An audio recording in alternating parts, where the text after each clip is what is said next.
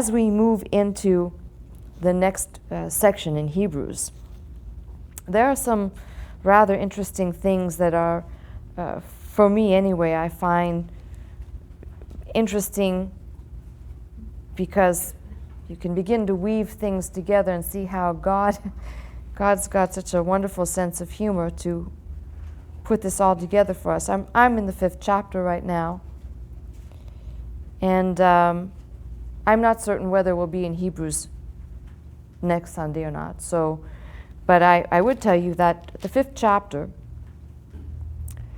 verses 1 through 10 is a section beginning in verse 11, opens up a whole section, kind of a little beating over the head verbally to the people. So that section from verse 11, chapter 5, verse 11, goes all the way through, and the thought of what ends at verse 6, chapter 5, verse 6, is actually resumed in chapter 7. It's almost like there was a little breakaway to wake up the people. You know, I love Dr. Scott, but he wasn't the first one to say, "Am I boring you?" Because when I read this, I'm thinking whoever was writing this was saying, "You must be bored. You've become dull of hearing." But what I was looking at specifically is verses 5. Well, we'll just read for a minute here. "For every high priest taken from among men is ordained for men in the things pertaining to God, that he may offer both gifts and sacrifices for sins. Who can have compassion on the ignorant and on them that are out of the way? For that he himself also is compassed with infirmity." And I'd just have you make a note here that the word for have compassion is a cognate of what is in verse 15 of the 4th chapter, verse 14, touch with our infirmities, but it is not the same word. In verse 15, we have the word sympathize, and I explained to you that that is not just a superficial, but a gnosis, because he took on our flesh. This is referring to the earthly and human priest, and this compound word in the Greek is referring to understanding, that he can have understanding with the ignorant and those that lose their way. And I stopped here for a minute because in the many years of being exposed to different churches, going to speak in different churches and different institutions, I always hear the same thing. I hear people saying how a pastor or a person who is in the pulpit of whatever their denomination is, that in the Jamesian frame they are held to a higher standard, and thus and so, and completely misunderstanding what the meaning of that might have meant for the person that was called of God. But what I love about this right here is it says a statement that is as plain as could be. It's too bad that more people don't read the Bible and go through it like we're doing, because he's referring now to just a normal human high priest or priest, just a human, and says he can understand the ignorant and those that lose their way. Why? Because he's subject to those things he himself as well. And I just say a footnote on that, which is there's too many people who say, well, this is what a person who has been called of God ought to be, and then here we go putting the person on a soapbox of how they should live above. That is impossible. Now, I'm not saying that and hear carefully what I'm saying. It's impossible because a human being is a human being. And because Romans 3:23 says, we all sin, we all fall short. It's impossible. It's possible for someone to be in the place and the position that God has called them, and to be a walking mess. And the perfect example would be, I think you can kind of tell, Aaron is a perfect example of that. Now, if we're speaking of the high priest, that's a mess right there. That was a disaster. I mean, he performed the functions, but if you read carefully, I'll say it in a nice way, he might have been a little bit of a thorn to Moses, and he definitely caused enough problems amongst the congregation and listening to the congregation and meeting their needs. How's that? So what I would just say regarding that is I love that this is put here, and I love that it says someone who can understand the ignorant and those people that do lose their way, because this letter is about people who may in fact be in the process of losing their way. And although there are some what appear to be somewhat, they're not super harsh rebukes, but they are definitely exhortations like, I'm pulling your chain now, wake up. Whoever this person was that wrote could understand and did it in a way that was understanding and sympathetic, not embracing, but sympathetic towards the possibility, because this is probably the best doctrine that I can say. It's not an excuse for someone to live recklessly who has been called to lead other people, because there's that, it's a delicate fine line. But responsibilities towards God first, but with the same recognition at the same time that we are just people, we're just human beings. I think about people who used to criticize Dr. Scott, his language or the way he dressed or his cigars. But what was so endearing for me, especially when I first met him, was that he was just like me, and he was just like you. He was a normal person. Although he appeared abnormal to other people, he was normal to me. Abnormal would have been someone who wears a white suit, or someone who professes to be something over and above what they are not. Because I've said this before, we're just conduits. If you are obedient to God, God will use whatever the container is, He'll use it. It doesn't mean the container is spotless and that the container doesn't make mistakes. This is what I like about this verse right here. And by reason,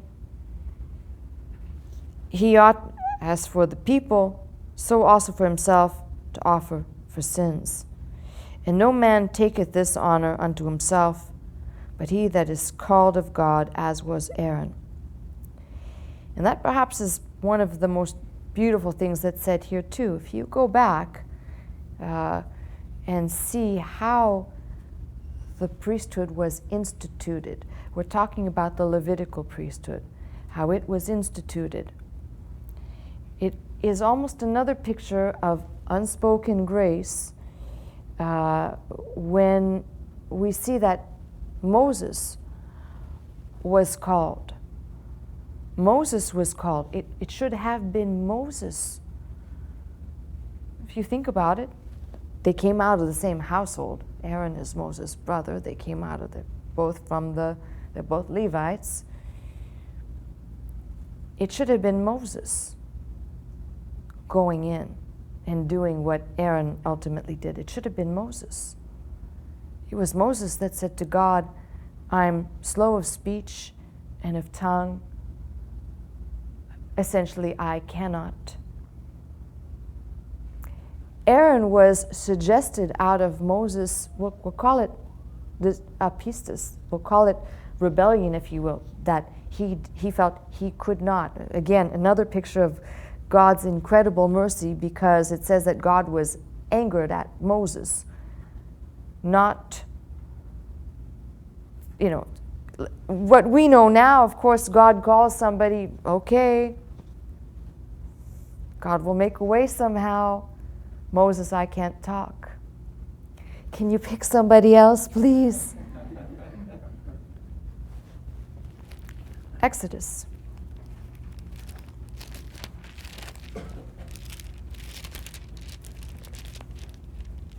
Exodus 4 and verse 10.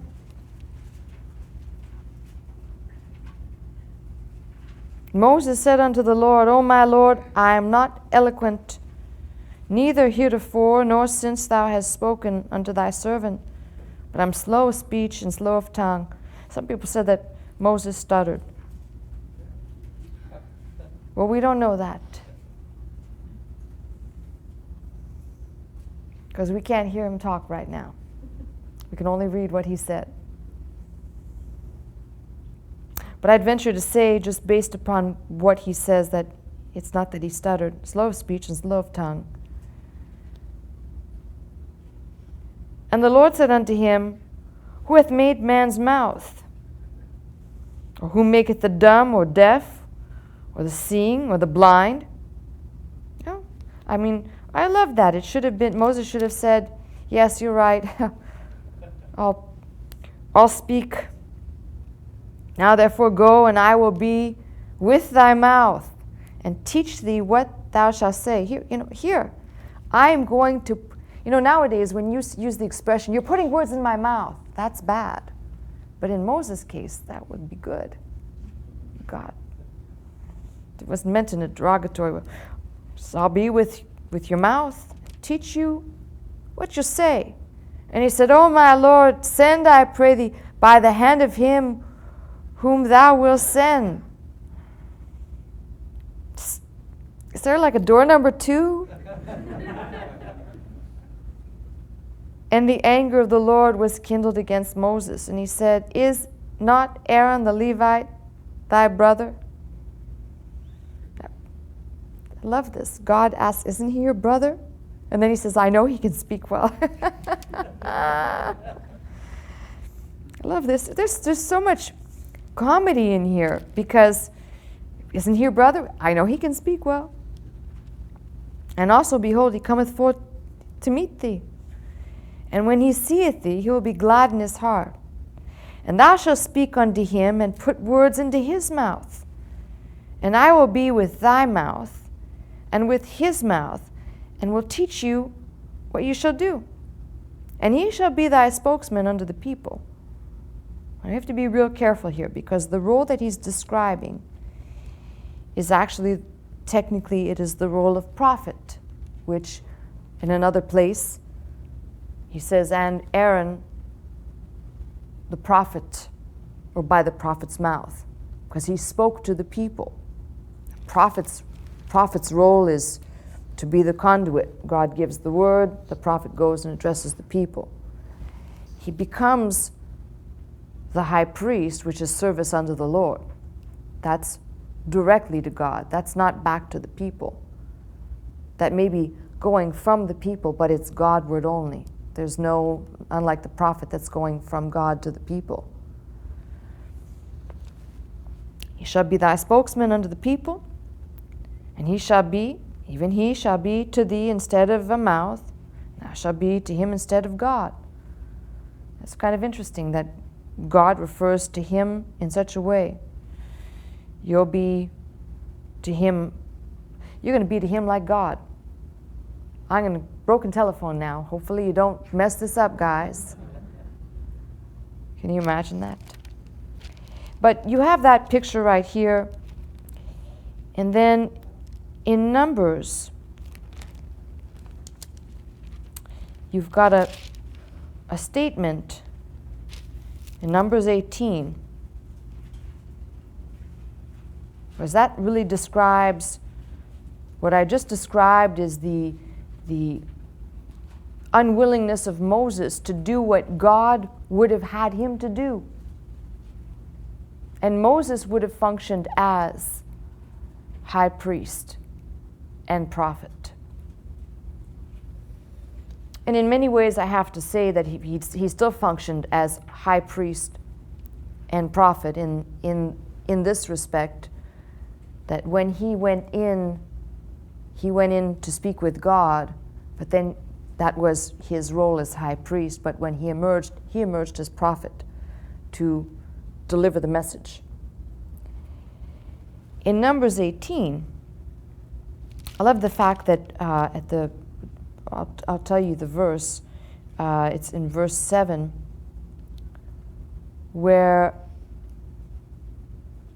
it says, I have given your priest office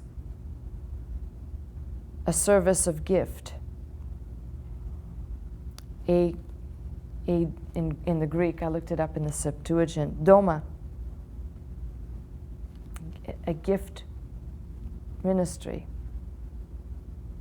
So it's interesting the development between what I just read, which is Moses' unwillingness, and therefore Aaron is called to take this position. And in Numbers 18, it is now seen as a gift ministry.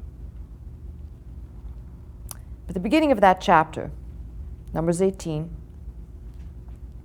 and now you see something very interesting because God is speaking directly to Aaron. Now, I've skipped over so much between the opening of Exodus and Numbers. We'll fill in the blanks eventually, but follow my line of thinking here. The Lord said unto Aaron, Thou and thy sons and thy father's house with thee shall bear the iniquity of the sanctuary. And thou and thy sons with thee shall bear the iniquity of your priesthood. And thy brethren also of the tribe of Levi and the tribe of thy father bring thou with thee, that they may be joined unto thee and minister unto thee. But thou and thy sons with thee shall minister before the tabernacle of witness. And they shall keep thy charge and the charge of all the tabernacle. Only they shall come not nigh the vessels of the sanctuary and the altar, that neither they nor ye also die. And they shall be joined unto thee, and keep the charge of the tabernacle of the congregation for all the service of the tabernacle. And a stranger shall not come nigh unto you. And ye, that's Aaron, shall keep the charge of the sanctuary and the charge of the altar, that there be no wrath any more upon the children of Israel. So now we're having we'll call it a defining moment in what's being said here. That is the role and responsibility of the priest, and especially of the high priest, but in order it has been laid out. That is sacrifices that must be, Leviticus gives the whole prescription of it, that must be offered. And these are responsible for those prescribed sacrifices. Now, that's not something new. What is interesting is what I referred to in verse 7, that after all this is said, it's described as a gift. The service of this type is described as a gift. And behold, I have taken your brethren, the Levites, from among the children of Israel. To you they are given as a gift for the Lord. So they are given as a gift, dedicated to the Lord, to do the service of the tabernacle of the congregation. Therefore thou and thy sons with thee shall keep your priest's office and everything of the altar, and within the veil, and ye shall serve. I have given your priest office as a service of gift. And the stranger that cometh nigh shall be put to death. It's just very interesting to see a perspective that this service is now being seen as a gift. Although, now, you've got to kind of follow, if you were looking at it from the law, it's prescribed, it's ordered. There is no picture in there that gives any idea to us, the reader, or to these people, that this could be seen as a gift. Yet he says, this is a gift. And, of course, it's a gift that we can't recognize fully as a gift that will be, this is a shadow of what will be the complete substance in Christ. So, of course, recognizing that, without that recognition, it doesn't really seem too much like a gift. Imagine your responsibility of slaying animals pretty much all day long and sprinkling blood. That's a gift. So there is a picture of grace right there. And that's why I said these are the pictures that are not fully revealed until they are fully seen in Christ. You'd say, how could this be a gift? It was prescribed. It was ordered by the law. But it becomes a gift when it is fully revealed in Christ, as Christ was not only the offerer, but he was the offering. So I love the fact that as we go back and forth, you can really see how all of these scriptures, they all tie together. Now, I go back to Hebrews, because it's almost like this is the place we're going to start to get into where you've almost got to keep turning the pages. So no man taketh this honor unto himself, but he that is called of God, as was Aaron. And I would just say that this is the way God has called every single person in his book who, if you look carefully, Jeremiah is another one of those, but I'm but a child, I cannot speak. Isaiah, even though Isaiah was serving in some form, the minute he was exposed to the vision of the Lord that day that he saw the Lord seated on a throne, high and lifted up, he said, woe is me, I'm a man of unclean lips. Imagine that. He's already in service to God and says, I'm a man of unclean lips. So this is God's way when God calls people. And, you know, I think about the years where Dr. Scott used to say, if people are so ambitious, if they want to get into the pulpit, and we've seen a few of those here, that they're so ambitious. They have a calling, and the Lord has called them to that calling, and they get over ambitious. How does a person know that they're called? And you know what I would have to say, biblically speaking, just look at what happens in the Bible, and that should be a good indicator even of today.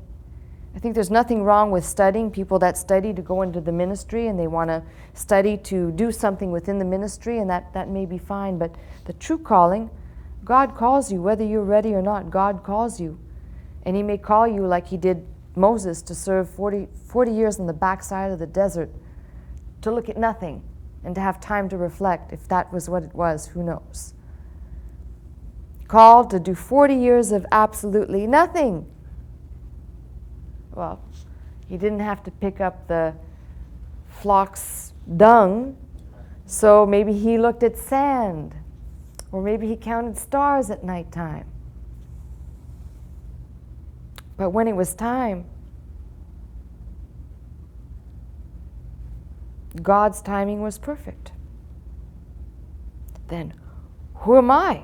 I can't speak, and I'm slow of speech and slow of tongue. So, and Aaron, by the way, is another interesting study that I hope we'll be able to focus on too in his calling. Because he doesn't quite, as I said, doesn't quite live up to a higher standard that most people like to raise over the head of somebody. But you can use this passage right here to get and it's very specific. It is trying to show, this side of the equation is trying to show us how Christ, as the writer goes on to show us, had to be in the flesh to fulfill this role. This is why he starts with saying that every high priest taken from among men. And he starts off that way to show us that Christ had to be in the form of a man.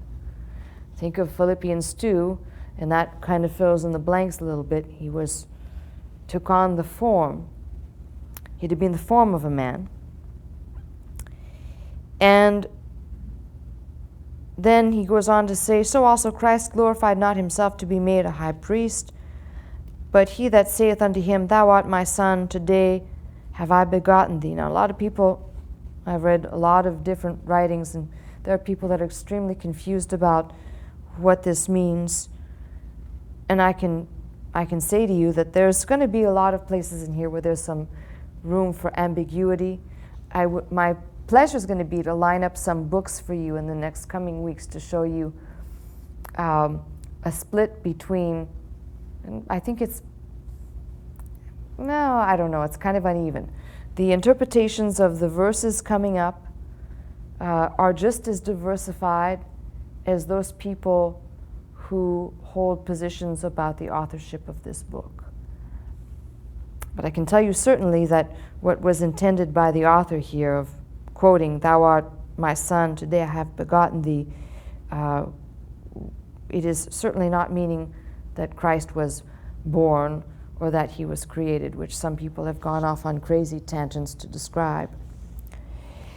As he saith also in another place, "Thou art a priest forever after the order of Melchizedek." And Melchizedek will come up multiple times. But what is being quoted here in verse 6 is Psalm 110. And I'm hoping that we will take a very good look at Psalm 110 and pick it apart.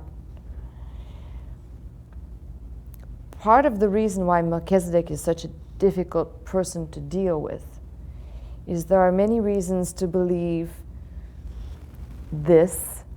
And when I say this, there are many reasons to believe that this possibly could reflect the pre-incarnate Christ, but there are many reasons to say that it cannot be. For example, when Melchizedek is referred to, he says he is without father, without mother, without end, without beginning, without end.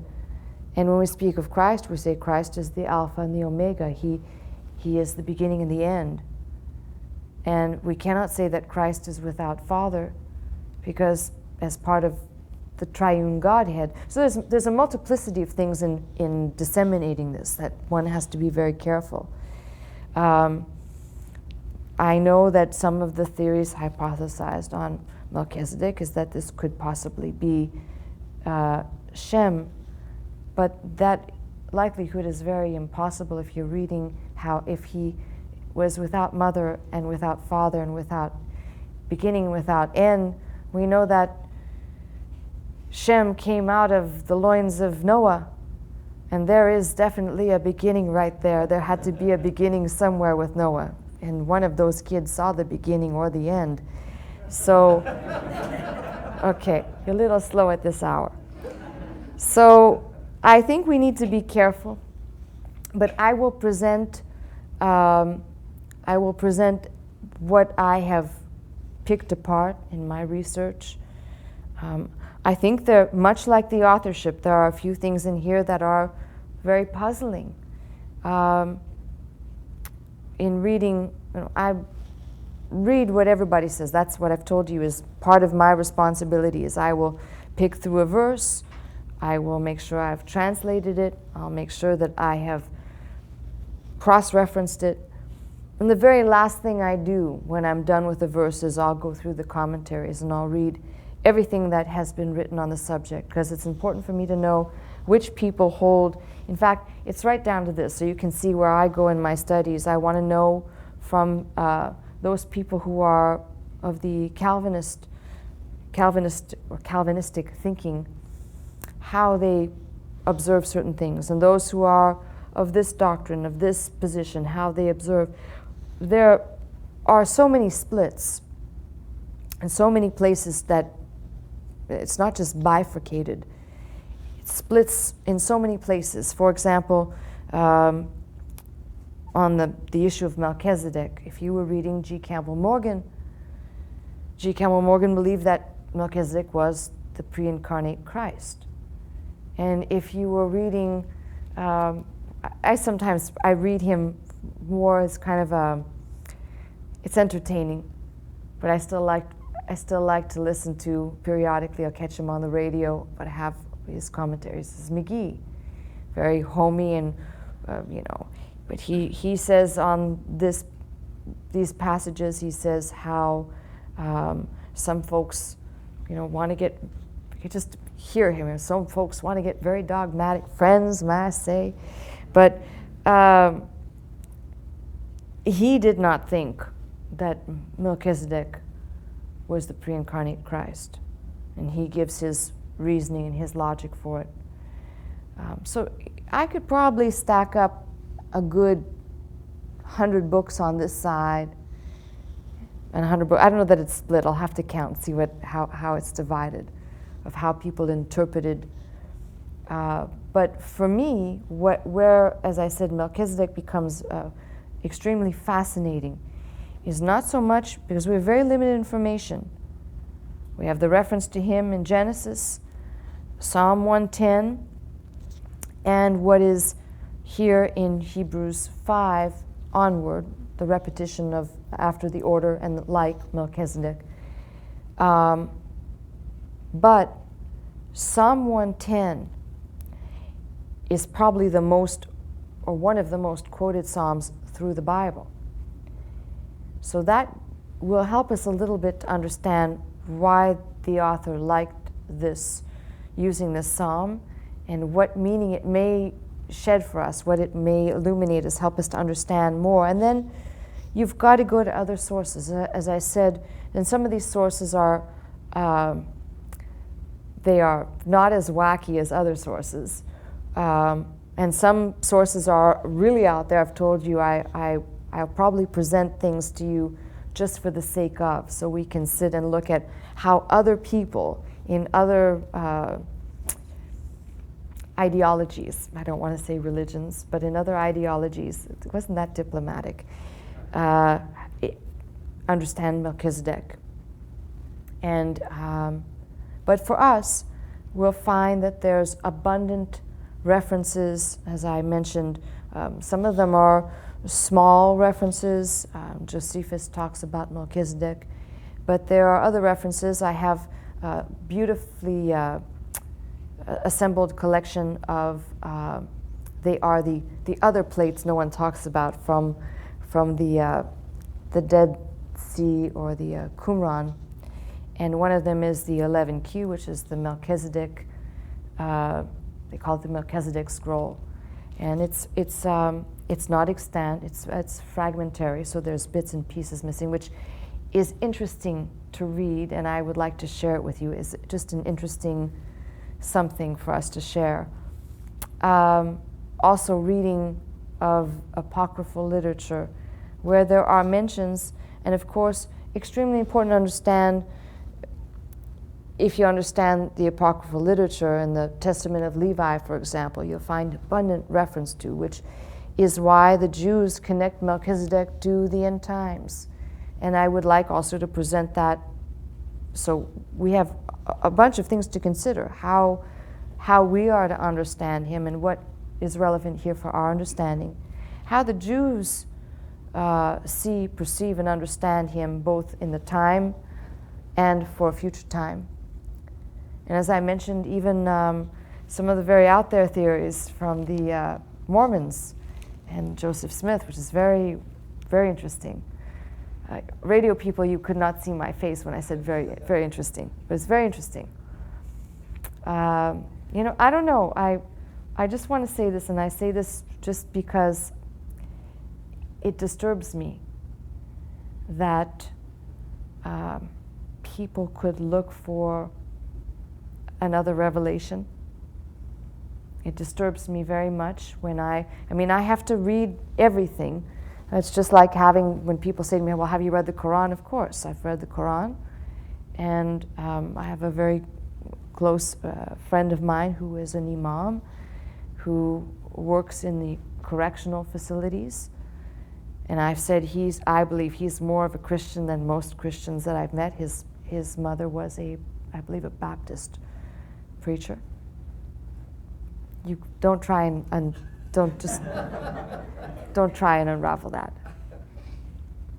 But it's important for me to know, especially where I may be asked something from someone coming from another faith and a different perspective. It's my business to know. It wasn't my pleasure to read. It's not my pleasure to always read other material. Sometimes it's laborious. I'm going to say this at the risk of sounding a little nutty, but sometimes reading it and bleeding the blood at the same time, because you can expose yourself. You have to read and you have to know, but at the same time, you almost expose yourself to things that I would have been better off not knowing. That type of ignorance I could have lived with perfectly well. However, having said all that, it's my job to sift through and then find the things that I think are noteworthy to present to you so that we have a good perspective of how this is seen, because there's very little information for us here. And probably the underlying reason, I'll just say this to you, of why the writer of Hebrews includes Melchizedek, and Melchizedek is repeated so often in here, is to show the people that there was another priesthood before the institution of the Levitical priesthood, and this one was considered greater, referring to Melchizedek and a priest forever after the order, who has no beginning and no end.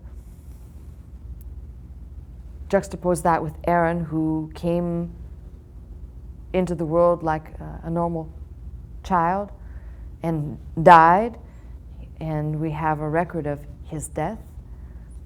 So the foremost reason for including Melchizedek is to show that there was a greater priesthood beyond the Levitical priesthood. For the mind of the Jews, there could be no greater priesthood than that which served the service of the high priest, whether it be in the tabernacle or the temple. And this book specifically is focusing on the tabernacle, not the temple.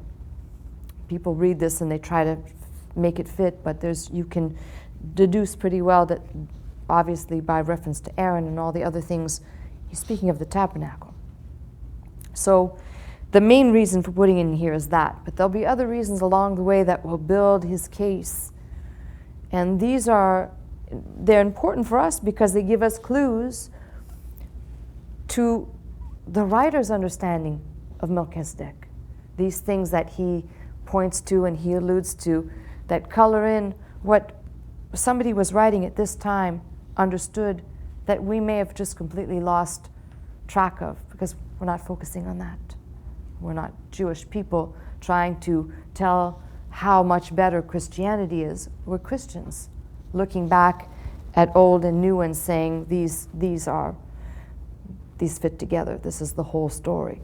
So there's just so much in here, and as I said, there's just not enough time to cover everything. But I'm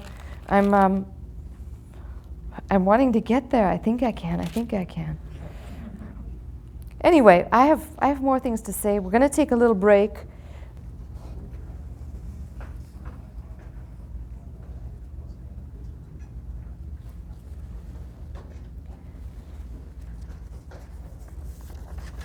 Job asked the question,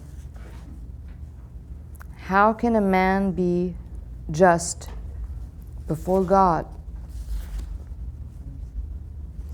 It's a good question.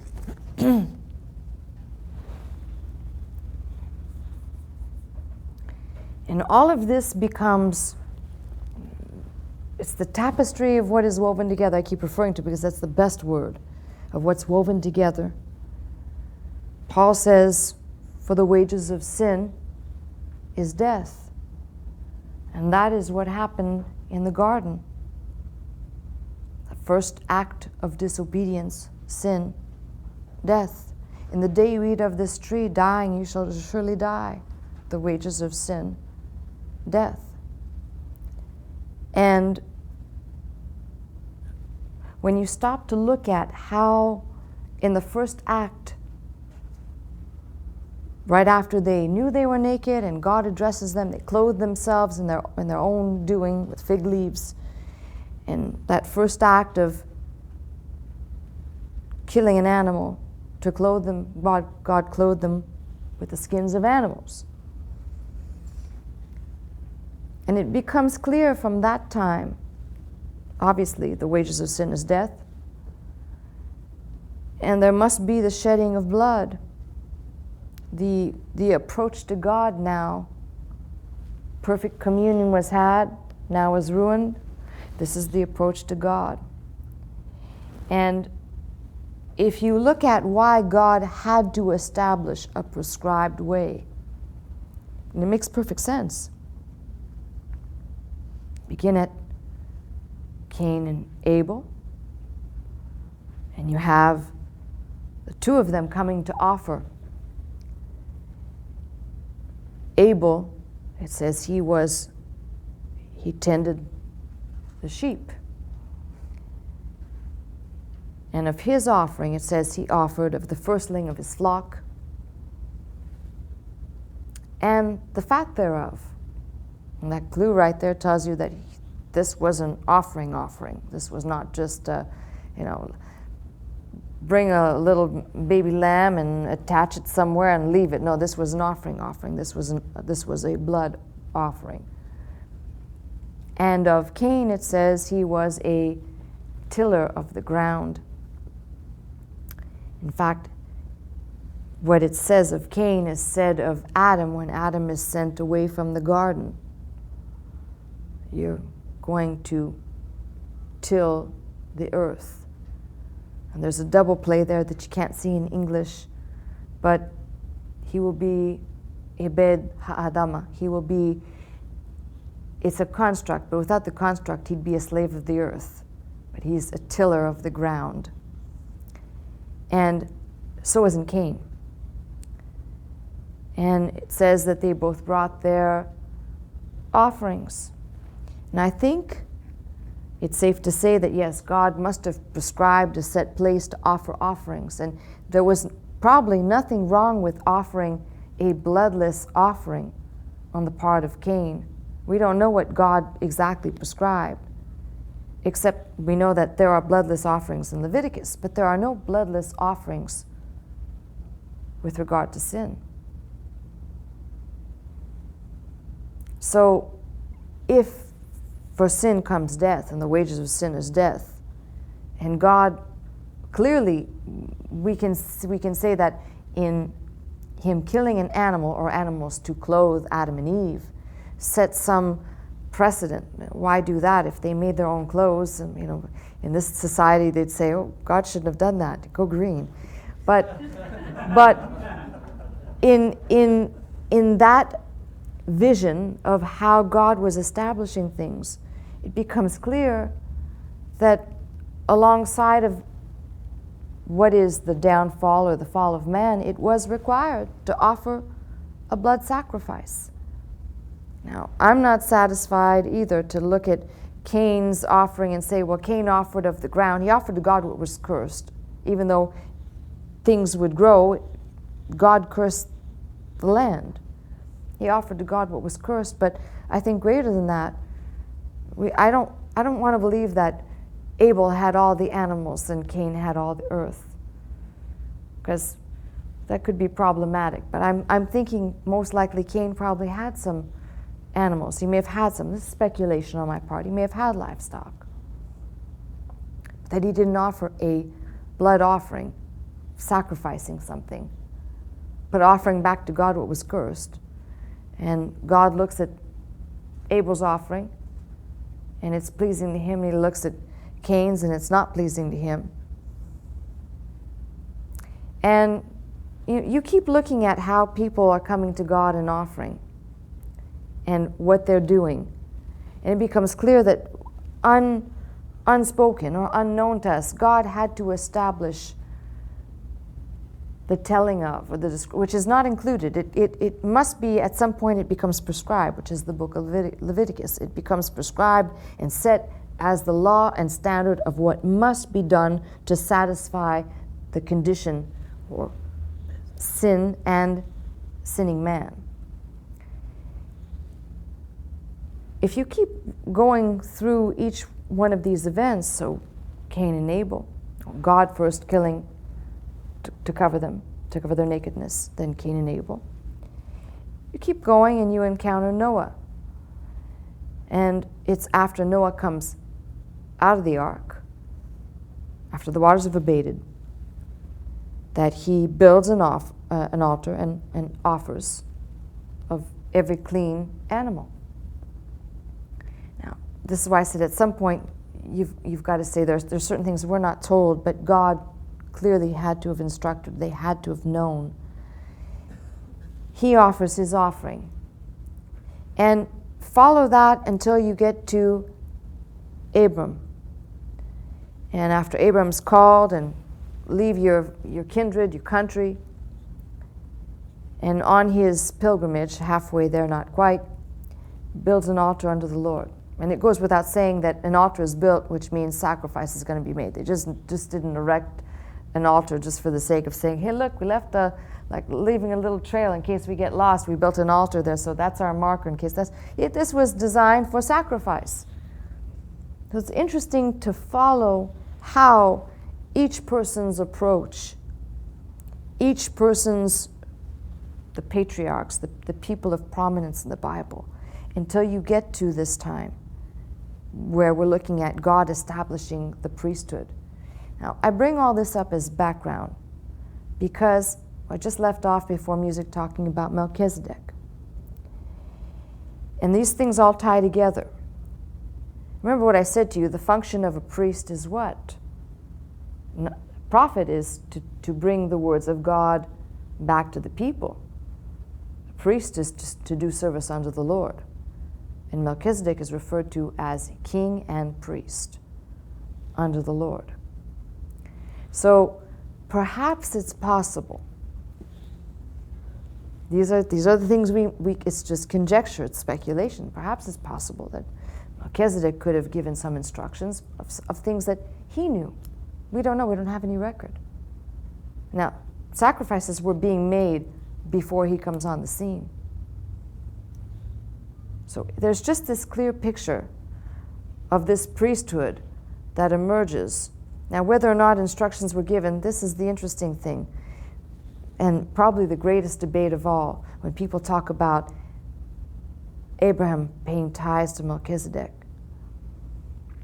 And this is an interesting thing, because the logic goes that in the loins of Abraham were already, as the promised seed, were already Levi. In the loins, they were not born yet, but in the loins of Abraham, as his promised seed, father of many, Levi.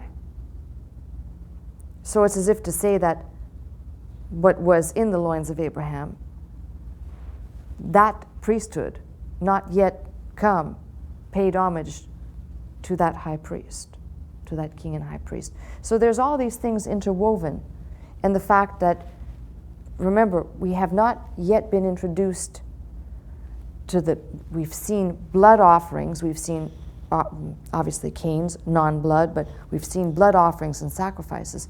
But this is the first picture we see of a man paying tithes of all that he had to another.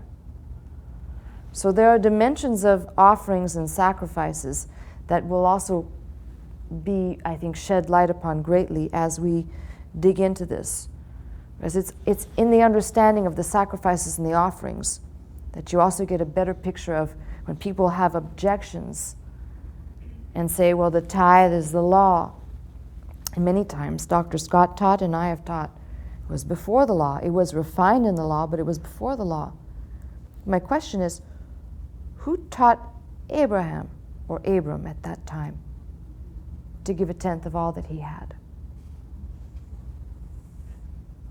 And that begs the question of who taught him, who taught these that they should offer a blood offering. We have no record of it, but we know it's assumed that God had to show and had to reveal.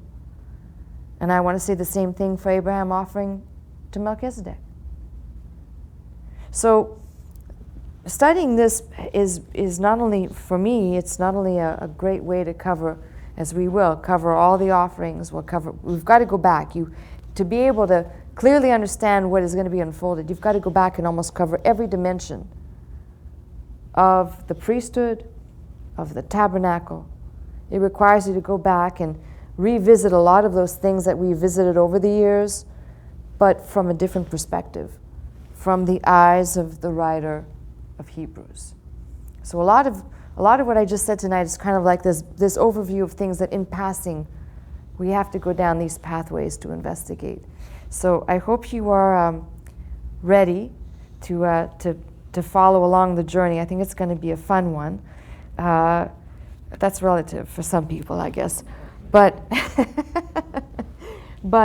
in the meantime, as I said, I'm not sure that we're going to go back into Hebrews on Sunday, and sometimes we need to take a break and then come back. But what I am sure of is that the more we stay in it.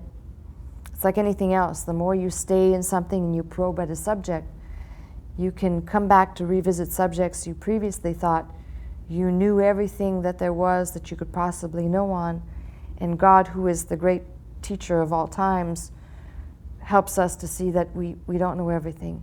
And there's yet places where we can go back and our eyes can be opened up even bigger and greater to what He has to give to our hearts. So I'm hoping you'll come along for the journey.